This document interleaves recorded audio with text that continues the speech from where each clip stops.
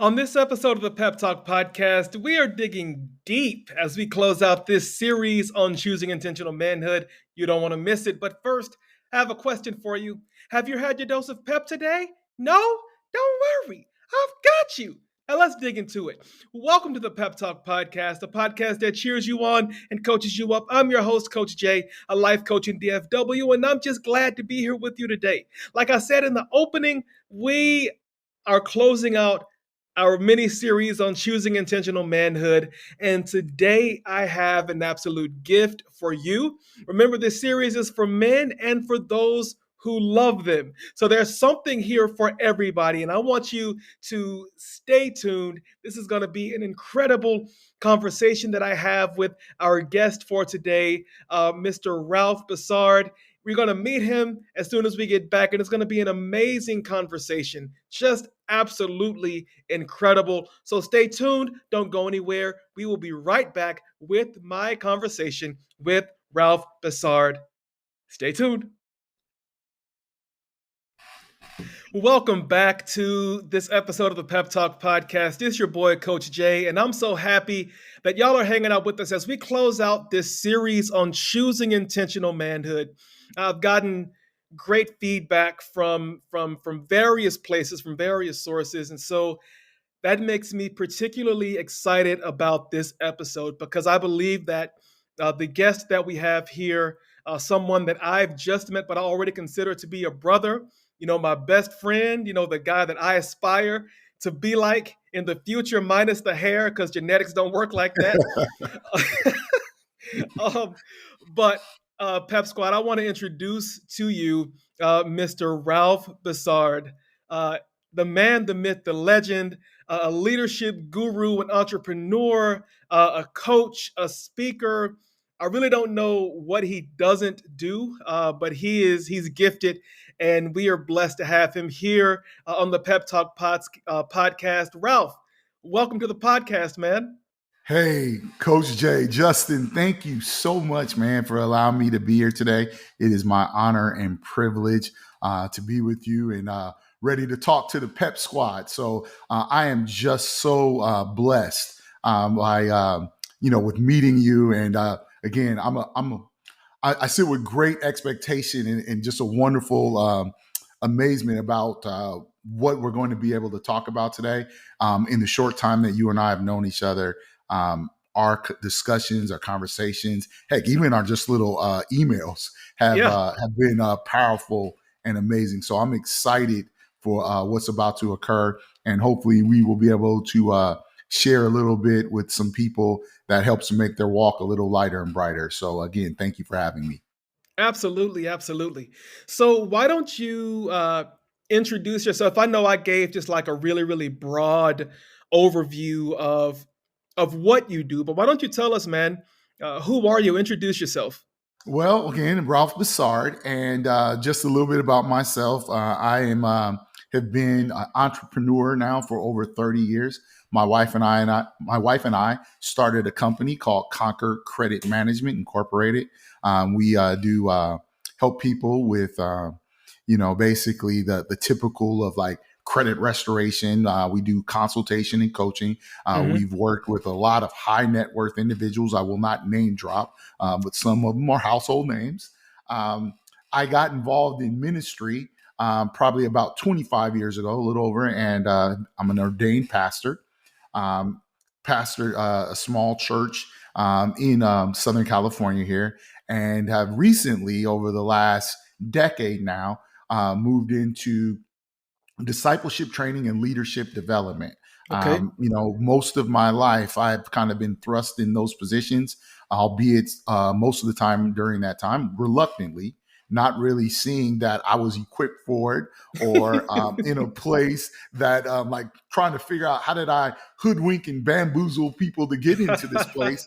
But God definitely had something else for me. And so with that, over this last year, I really settled down in my spirit and understood that there was something that I needed to leave with the world. And I think it was probably, understanding that I'm looking at, I have two older boys, Jordan and Justin. One is Jordan is 29 Justin, 27, and then my wife and I had our little our little love child at the end there. He's Julian, who is 12 years old, and so Woo.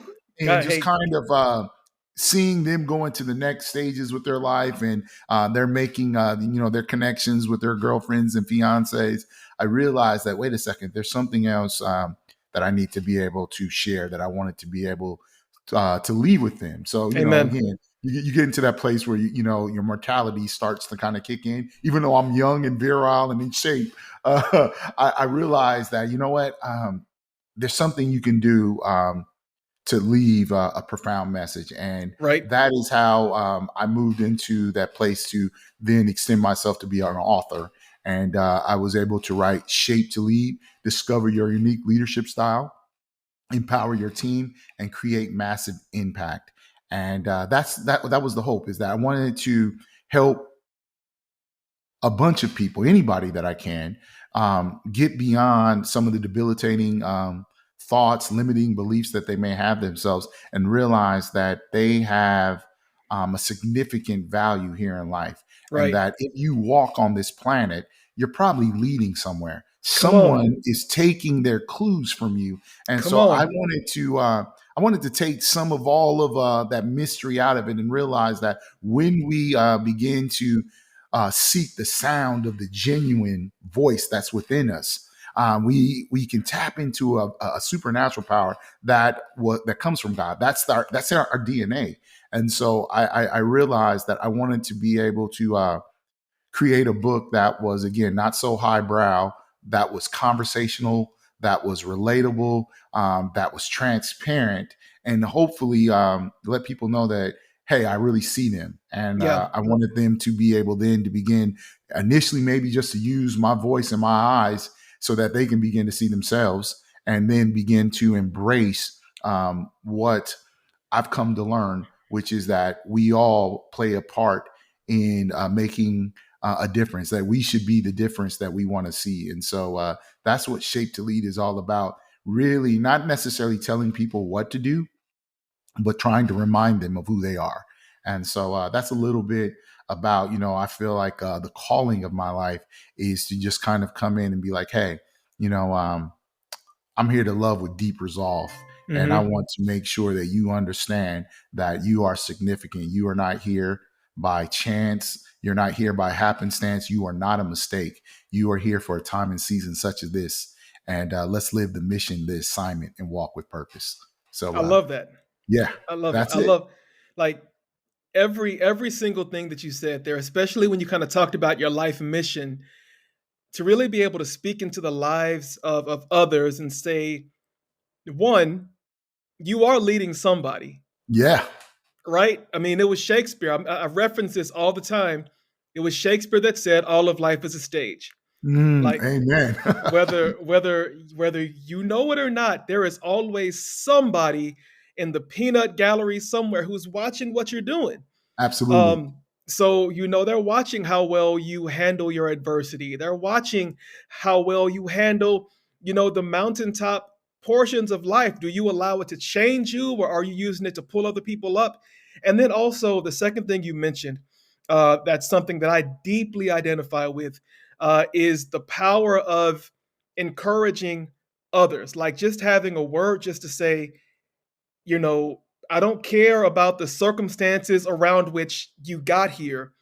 You're here. Like, Yeah. the fact that you're here is not an accident. So now let's talk about the reason why, and let's dig into, as you said, those unique aspects of you, and how you can use them to impact. Um, I told you we have 5 kids. We have 2 boys and 3 girls, and God bless you. uh, That's amazing. and Awesome. so you talked about your love child that's 12 years old now. Yes.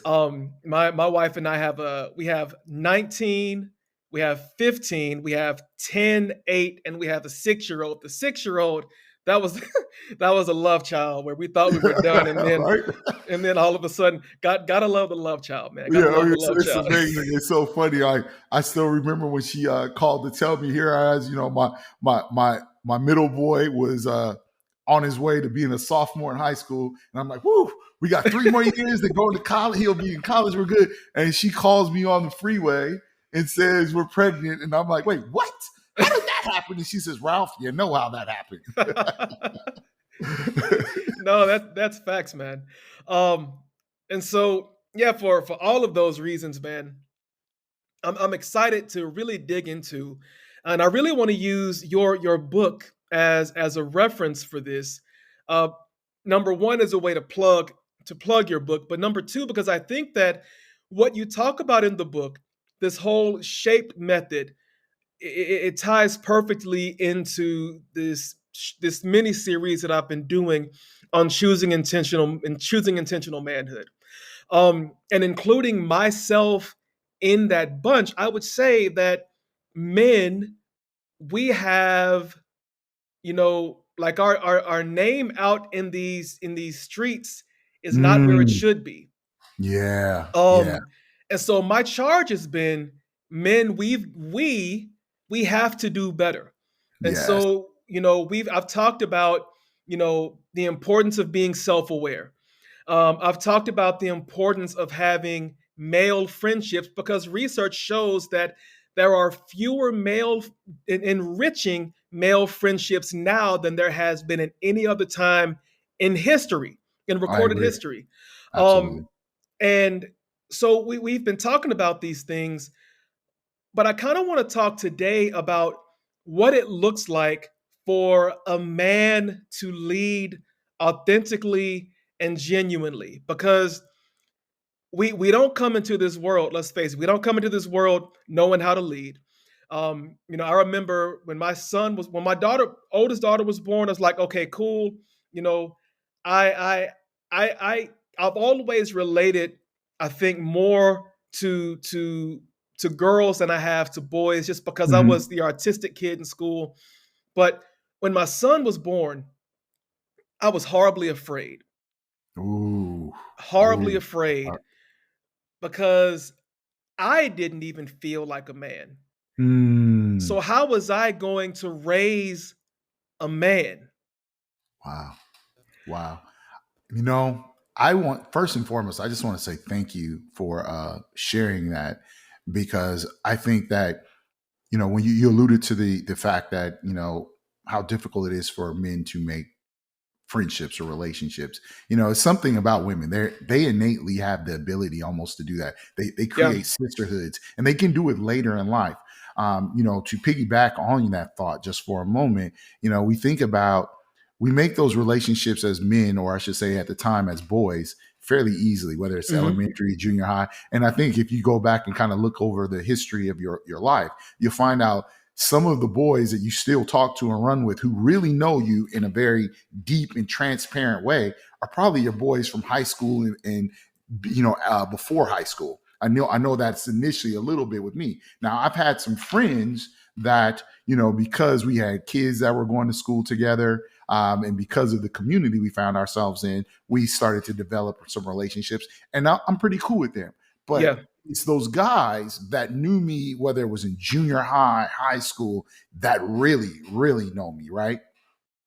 And so what ends up happening a lot of times, if you're lucky enough to keep that long lasting relationship, maybe you're able to go back to that place and tell them some of your fears, some of your doubts, some of your Hmm. struggles. But very similar to you. I have 3 boys, but I remember when the oldest one was born. My wife and I was 21 when I met my wife. Wasn't necessarily looking to get into this place that I thought we were going to be together for the rest of our life. I knew I Yeah. loved her, but again, I grew up. My mother and father were divorced when I was very young, and so I didn't have a whole lot of you know deep understanding of that marriage relationship, because believe it or not, all my friends were raised by single mothers. Their parents were divorced. Mm. So here it was. I'm now with my wife, and we're trying to make her. She's 20 at the time, and then a couple years later, I'm turning 24. We find out we're pregnant. Now I'm going to tell you, very much like you, I loved how you said that you were so worried about bringing a male into the world Yeah. and how you didn't feel like one. I had the very same feeling. I was like, Mm. I could barely balance a checkbook.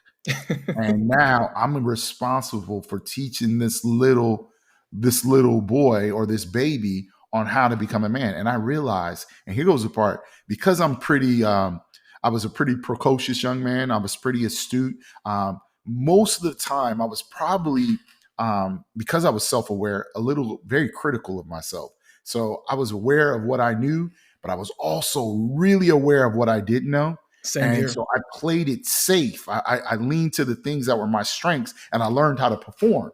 Right? I learned how to kind of Ooh. keep people off of me, and I could talk big, I could bark big, and so I learned how to perform. But I was not going to stretch. I was not going to go over to that area and let anybody know what I didn't know. So you want to know something crazy? And I don't know that my mother even knows this. Well, I'm sure she does, but I think my wife was she was probably 5 months pregnant before I told my mother that we were pregnant. I was Wow. I was so freaked out. I didn't tell anybody. I was spooked, man. I was going to work.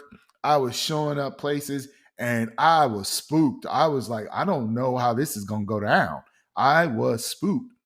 My wife was so proud, and even though my mother at the time was in living in Texas, we were in California. So her, my mother and her had a relationship, but I was really guarded about how I wanted to tell my mother, and I know that probably hurt my wife for a very long time.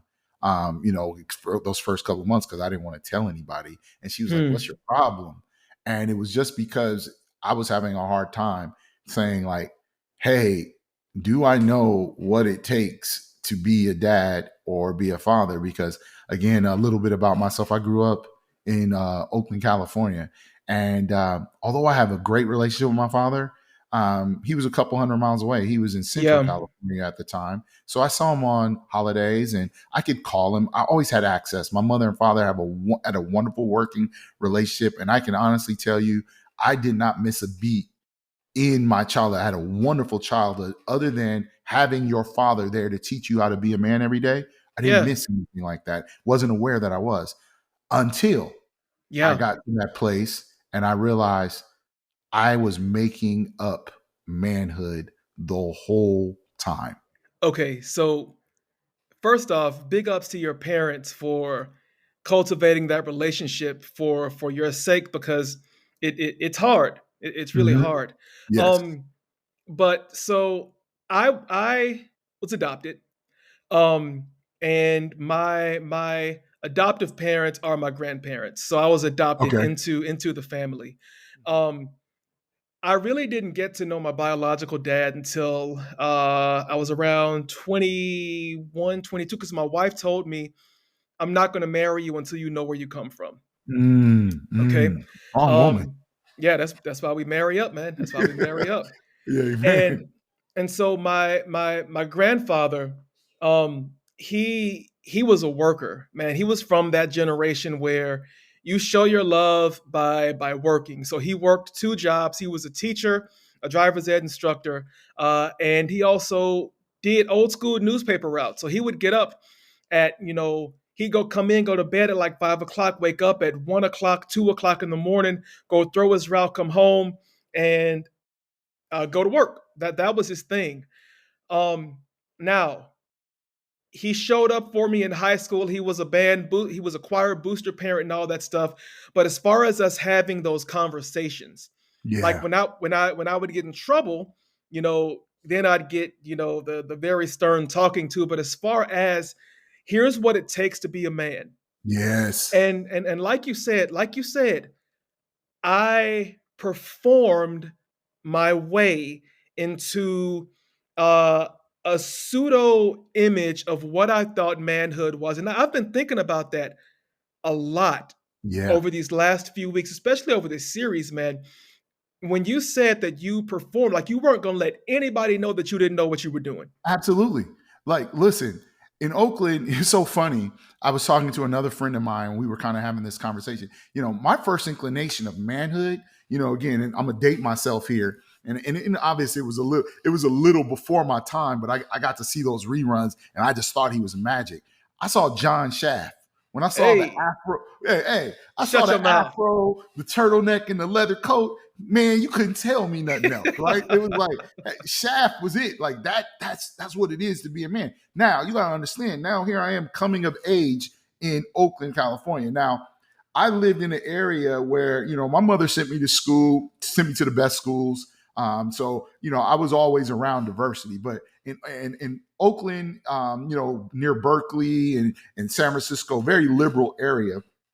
But here's the thing. I learned also how to perform in different scenarios. Sometimes I was traveling through the hood. So you see certain things, and then you find yourself Yeah, in suburbia and you have to perform in that area. And so here's what I learned a lot of times. You pick up certain things in the street, how to be tough and walk with this presence, right? yeah, How to kind of talk to the ladies and then begin to define your masculinity through how right. many girls you date or whatever it may be. And so I got good at that.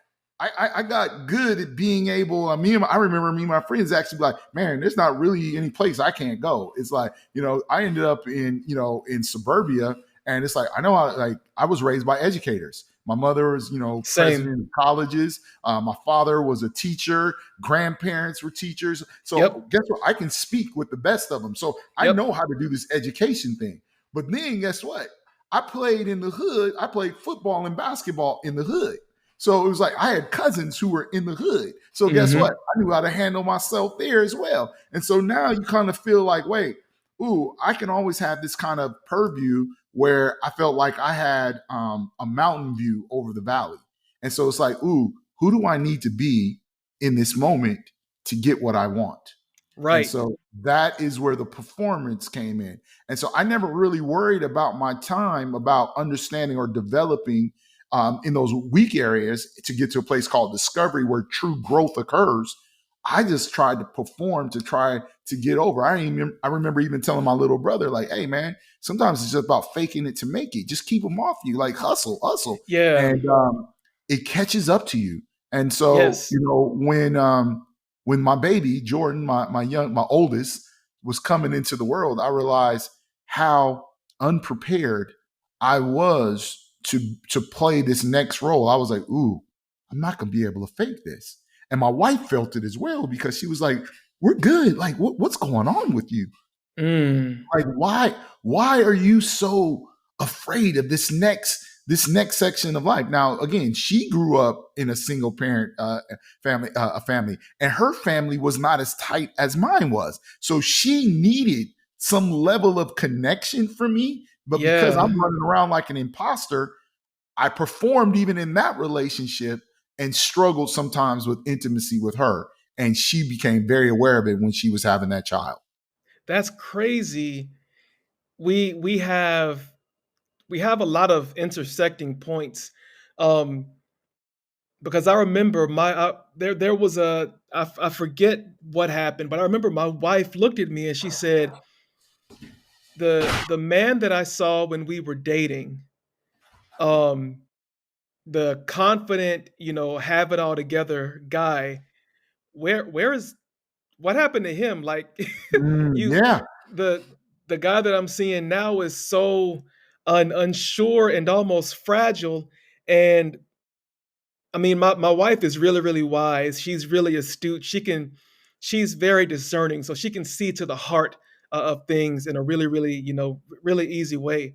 Um, and that was one of those moments for me that really showed me, yo, your performance, like, it's not gonna take you any farther than it's taking you right now. You're gonna have to, you know, take the mask off, and you're gonna have to work your way into finally becoming who you are supposed to be. Ooh, talk about it. Yes. Um, I think, one of the things that became that was a big moment for me was that, again, when we start kind of having that very moment that you just discussed, and we become really aware that, wait, something's missing. There's something here that I need. There's that old saying that, when the student's ready, the teacher comes. Hmm. And for me, I got to that place as my child was coming into the world, and I became definitely aware of I could not fake it to make it here at this moment. I started trying to put some things together, but again, I reverted to only what I knew. I tried to do some things in my own strength, and I was crashing and burning, just crashing and burning. I was arguing with the wife a little too much. I know that she's a very strong woman, had way more wisdom than me at the time, and Yeah. she was, she's a fighter, and so she was like, "No, we're going to make this." She got involved with not with church. Now, here's the funny thing about it. My wife and I, we have a mixed marriage. My wife grew up in the Jewish faith and Okay. then became a believer. And what was funny was that she started going to church. Now, I had been to church. I had grew up and went to the Christian schools and things, but I can honestly tell you, I did not have a working relationship with Christ. Yeah. So what ended up happening is that she started going to church and started asking me to come with her. I was heavily involved in watching my football and doing certain things, but at the time, I knew I was trying to make it work with her. Well, the moment you open yourself up, God can do some great and amazing things, and He Indeed. brought a mentor in my life, and it was the exact mentor who I needed in that moment. And he was I just remember he was a big, tall, strong man who loved his wife, had peace in his house. I remember the first time I went to visit his house, it was clean, but more importantly, it was something about the air. You just kind of went and you were like, wow, there's no chaos in this house. Like You I can tell felt the like difference. yeah, the way his wife and his daughters were operating with him, and the way he had this spot on tenderness and love with them, I was like, wait a second, this is possible. Hmm. Well, he met me exactly where I was, and he hit me with that. He says, Ralph, he says, I want you to stop kicking yourself because if you had known better, you could have done better, right? Mm. And that sat with me, and before he even introduced Jesus to me on a deeper level, he just loved me where I was at. He didn't bring up the Bible, although he was talking about biblical principles. He didn't tell me what to do. All he kept speaking to was reminding me of who I was created to be.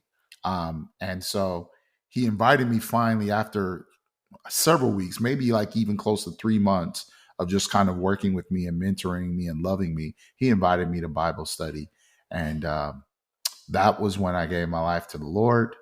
I remember not being a person that was really a hugger, always trying to do things on my own. But on that particular day, it was as if he was reading my life from scripture. And I was almost like, how come nobody ever told me this? And albeit there have been people had been giving me certain seeds. But again, I was unwilling, going back to what I've written in the book, I was unwilling or unable at the time to embrace my unique shape Yeah. because I just wasn't aware of it. And through his help, I realized that I had a unique shape, that I had been shaped for a time and a season such as this. And him loving me the way that he did and helping me to find my mission, my assignment, and my purpose. Oh my goodness, things really changed for me in that moment. And so I'm so grateful to this day. Pastor Maxie James, that's just a plug for him. He was just a amazing mentor who had a wonderful way of taking the Word of God, making it practical, so that we could apply it in our life. And that's where I've kind of tried to grow from. And I operate now with the understanding that the first and foremost, what you have to help people to do is get them to consider a new perspective. I think Yes. that so much of what we do sometimes is that we argue and fight, or we try to manipulate people into a certain place.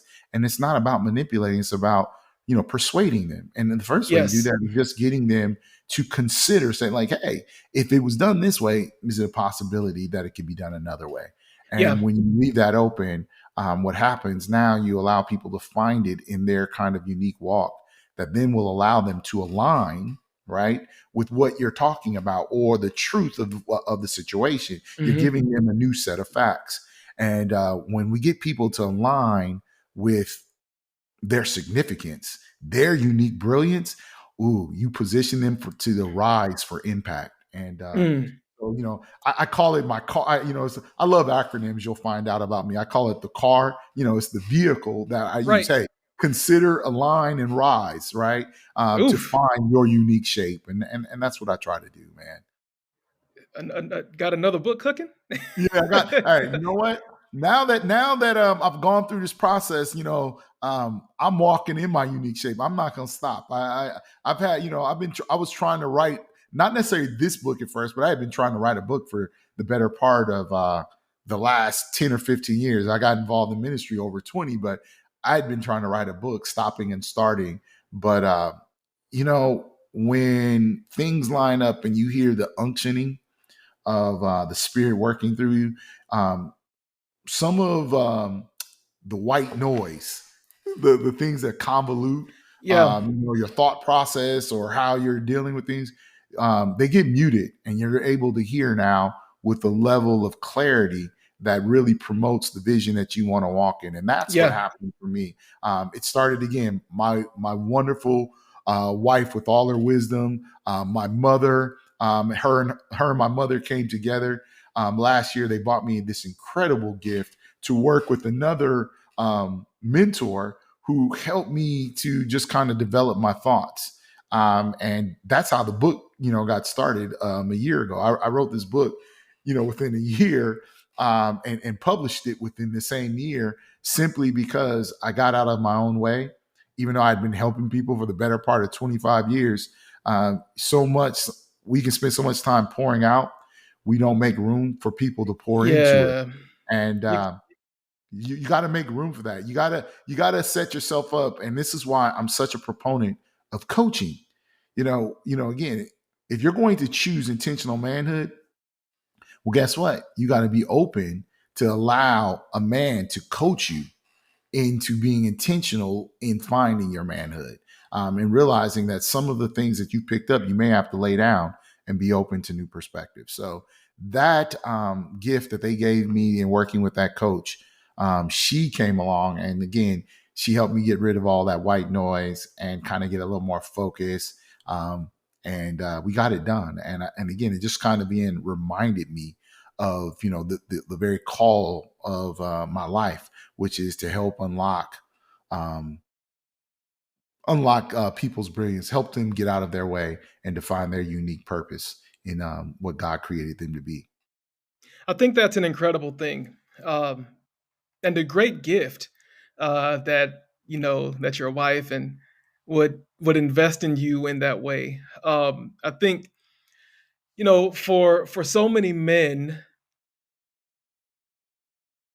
I think a lot of the times the thing that we are missing is that invest in self piece. Like, Yeah, you know, we look at athletes, and living in Texas, we're surrounded by superstar athletes. You absolutely. know, Dak Prescott, CeeDee Lamb, all Luka Doncic, Kyrie Irving, Yes, and the thing that they've had to do, they've invested millions upon millions of dollars into themselves. yes, Their support system have invested money in them before they were even able to invest money in themselves.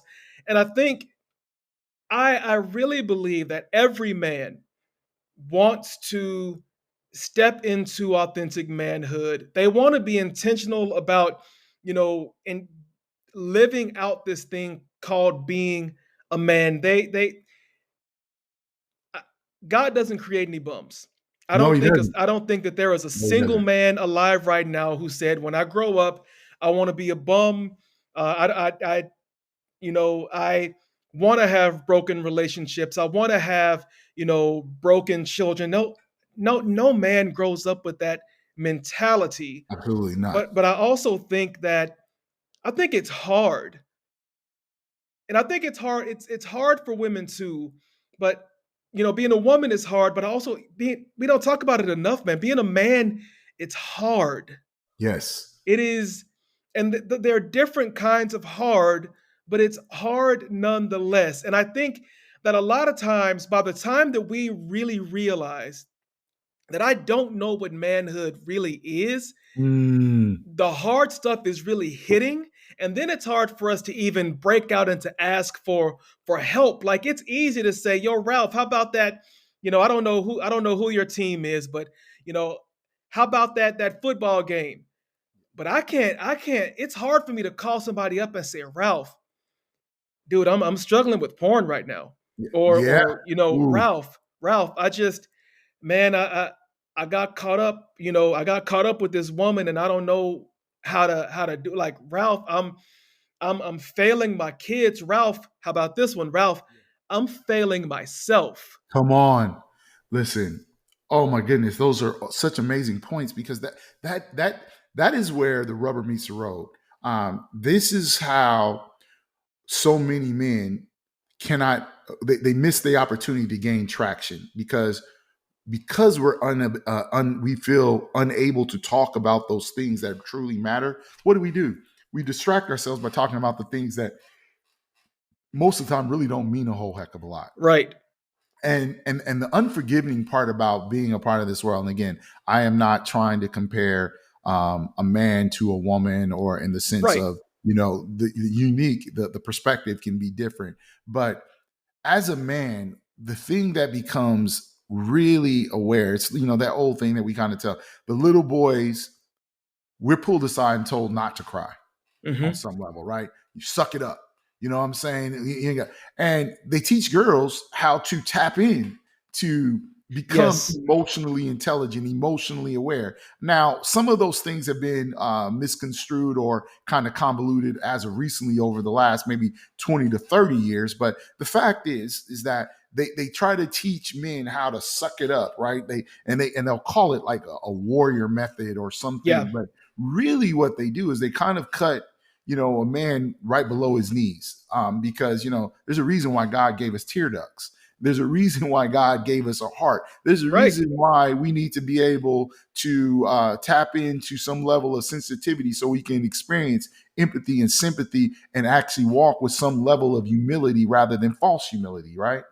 But what ends up happening because of what we pick up and then the story we begin to write, we continue perpetuate a cycle that continues to move us down the road, that moves us from being truly, as you were talking about a moment ago, about being self-aware, right? Hmm. Of who we really are. And I think that the one question that life asks, and this goes to men and women, the one thing that life is going to continue to ask us, right, is who are you really? Yes. Who are it comes in many different shapes and sizes. It comes Hmm. in the forms of many different questions, but at the core, it's who are you really? How will you express yourself? I'm reminded of a line in John 1 that still to this day gives me goosebumps. It's when John the Baptist was, baptizing, and Jesus was just about to come on the scene. Um, and the Roman guards were questioning John about who he was going to say that he was. And it says in this passage here, it says, he did not fail in his confession, but confessed freely. And why that stands out to me, because if you read that whole chapter, you find out very quickly he starts with his confession about saying who he's not.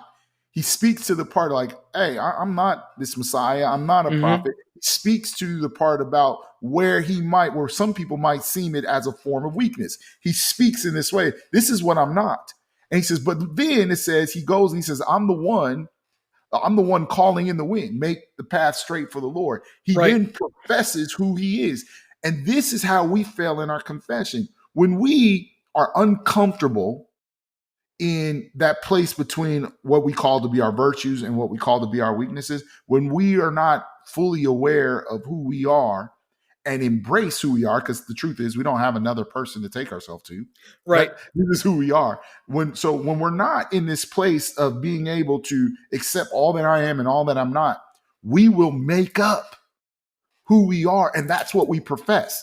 And then that's where things become problematic for us. And so when I realized that so much of my time was spent, I thought I was professing something that I wanted the world to see. But in actuality, I was hiding, right? I was just trying to keep people from finding out what I was ashamed of. But when I Yeah, realized my quirkiness, the unique way that I thought, some of those things that are weaknesses, that guess what? They will propel me further when I acknowledge them and say, hey, this is what I'm not, but yet and still, this is what I was able to do. This is what I think, but in spite of what I think, this is what I was able to accomplish, right? right. When you speak like that, now you're fully showing up in a manner that's transparent. That now, guess what? You're speaking to the shame and the weakness in another person, and you're shining a light and say, hey, guess what? You're more than enough too. I think that is one of the more profound gifts that we can give to someone when we fully embrace who we are, when we embrace our unique shape. And that's what I really hope to help people get beyond in their life and then in their leadership. In what, because somebody's waiting for you to get who you really are. That's right. That's right. I say it often. Somebody is waiting on you to arrive. Absolutely. And this whole idea that life asks you, who are you really? That question will never stop coming to you over the Never course of comes. your life. Yep. Because at one point, it is asking you to establish who you want to be. At another point, it's going to ask you again to see if you're lining up with who you want to be. And then Yep. at another season, because we aren't supposed to stay the same, that question is going to come to see, how are you changing? How are you transforming at this time of life? Because I mean, yo, I'm 43 now. I forget that often. I'm 43 now, and I should not be the same person at 43 that I was at 23 or 33. Now, my 43 may not look like what your 43 look like. My Absolutely. 33 may not look like what your 33 look like. And I think because so many men are wired for the competition portion of it, I think we get in trouble. I think we get in trouble, Yeah. one, when we are comparing ourselves, our current self, to somebody else's highlights or whatever, or we're comparing ourselves to the wrong people. Like there's so many young men who are Yeah. comparing their lives to, to Drake and to Kanye and to, Kendrick Lamar, and Yeah. or we're comparing ourselves to, the top athletes and all this stuff. And while on some level, if you identify with what they do, that's one thing. Yes. But your life will never play out the way that somebody else's life plays out, because your life is for you. Amen. And We so if go ahead. no, please go ahead. Finish. I want to that next point. Go ahead. I think that if we're really going to lead, if we're really going to become, as you said, we have to be able to answer that question, who are you really? Because when you know who you are, it helps you to discover why you were put here in the first place. Man, And when now, you and oof, when yeah, and when you know the why, then the why becomes the vehicle for everything else. All of a sudden the why begins to the how begins to make sense. Then the avenues for impact really begins to, like, I'm going to tell you. The reason why I started this podcast mhm, is because I had gone through a phase when we moved from Missouri to Texas about 4.5 years ago. I okay, was on staff at a church. I was a teaching pastor. We were children's pastors. I was speaking a lot. All this stuff. Okay. mhm, When we moved to Texas, I had this expectation that because I felt like I was gifted, mhm, that people were going to see that and people were going to latch on to that. Then I could become, a speaker. Then I could become a coach. Then I would jump on the staff at somebody's church because I saw it in me. So I assumed everybody saw it in me, right? man, okay, Move, okay. I'm with move, I'm tracking with you. move to Texas. Um, Bro, I didn't step into a pulpit until early of 2023. Yeah, And so that was a lot of time for me wondering, am I really even who is everything that I thought about myself, is that a lie? Like, you know, God, like Oh, what is preach. really happening? Am I, maybe I'm not, because I'd gotten to a point, dude, where I said, well, maybe I'm never supposed to preach again. Maybe Yeah. I'm never supposed to speak or anything. I'm just supposed to, maybe my job is just to be a husband and a father. And there's nothing wrong with that. Nothing Nothing wrong wrong with with it. that. However, however, I could not get away from the three hallmarks of my life, which are I love to motivate people, I love Yes. to inspire, and I love to encourage. And so I got to a point where I said, okay, if I'm not going to be able to do this from a pulpit, I'll do it on social media. And Yes. COVID, Okay. COVID came around, I started making videos. And then all of a sudden, back, I think in 2023, I got this idea. I started doing a series of podcasts called Your Daily Pep with Coach Jay. Yeah. All of a sudden, I found it. I Amen. found it.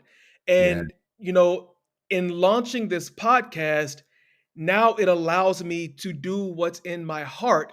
Yes. Because man, when life asked me, who are you really? Yeah. I had to lay down everything that I thought that I wanted to be, everything that I thought that I was meant to be. And I had to really stop and say, okay, who am I really in this moment? I'm a person who loves people. I'm a person who wants people to live their best life. And if that means I get rich off of this, hallelujah. But if it Yes. means that I don't Think get about rich it. off of this and my podcast only gets 5 listeners, can I be okay with that? When my answer was yes, I can be okay with that, then I knew that I was doing the right thing. And even though I've been doing this podcast for almost a year and a half, Mhm. I did an episode last week where I talked about how I thought about quitting because I had allowed myself to be fooled by looking at numbers. Numbers, haven't grown the way that I wanted them to. So maybe Yeah. nobody wants to know, maybe nobody's listening, but I had a moment where life said, who are you really? Mm. And I came back and I said, I am that person who, if I'm just sent here to reach one person, if that one person is listening to this podcast, I have to be faithful to my charge to that one person. Okay. Justin. Oh my goodness. I got goosebumps while you were talking. I listen. I'm a firm believer that God does not do anything by just like coincidence. I think that when people come into your life, that definitely it can be for a reason, for a season, or for a lifetime. Yeah. What you and I finding each other, or being introduced and coming together the way that we did, was not by mistake. We are more kindred spirits than you could ever imagine. And we're back with this episode of the Pep Talk Podcast. Wow. All I can say is wow. And I had to make the decision to split this interview into 2 parts because we talked for an hour and 40 minutes, y'all. An hour and 40 minutes. And just what you got now in this first episode, y'all, it gets so much better in episode 2 that's going to drop next Monday. So I'm telling you, you don't want to miss it. You want to be here for it. And also, drop us a line. Let us know what you think at the Pep Podcast at gmail.com. Hit Ralph up at ralphbassard.com. Y'all, this episode, if you think it went crazy, next week's episode is just going to be downright nuts. I want you to share this with your husbands, share it with your brothers, with your cousins, with your sons. If you're a man, if you're someone who loves men, then this episode is for you. Let us know what you got out of it. Hit me up at @_JB Speaks on Instagram. We want to hear from you. Drop us a 5-star review and rating wherever you listen to podcasts. And if you're catching this on YouTube, hit that subscribe button. Let us know what you think. But we'll see you next week for episode 35 of the Pep Talk Podcast, part 2 of this amazing interview with myself and Ralph Bassard. But you know how we end it, y'all. Keep it love, keep it light, and keep it peppy. Keep it peppy. This is the Pep Talk Podcast. We'll see you next week. Y'all be blessed. Peace.